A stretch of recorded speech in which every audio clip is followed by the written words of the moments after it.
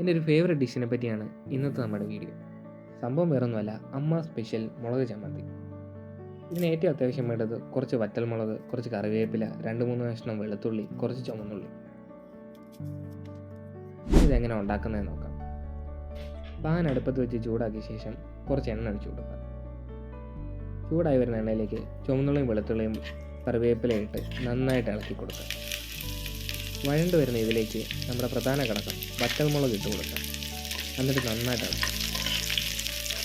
ഇത് ഈ ഒരു പരുവാകുമ്പോൾ ഒരു മിക്സിയുടെ ജാറിലേക്ക് മാറ്റുക.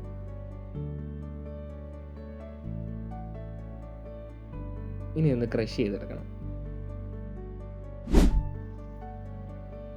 ക്രഷ് ചെയ്തെടുത്ത ചമ്മന്തി ഇനി ഒരു ചെറിയ പാത്രത്തിലേക്ക് മാറ്റണം. ഇനി വഴറ്റാൻ ഉപയോഗിച്ച എണ്ണ അതിലേക്ക് ആഡ് ചെയ്ത് കൊടുക്കണം. ഇനി ആവശ്യത്തിന് ഉപ്പ് ഒഴിച്ചു കൊടുത്ത് നന്നായിട്ട് മിക്സ് ചെയ്യണം. അങ്ങനെ നമ്മുടെ വറ്റൽമുളക് ചമ്മന്തി റെഡി ആയിട്ടുണ്ട്. വളരെ എളുപ്പമാണ് തയ്യാറാക്കാൻ. എല്ലാവരും ഒന്ന് ട്രൈ ചെയ്ത് നോക്കുക.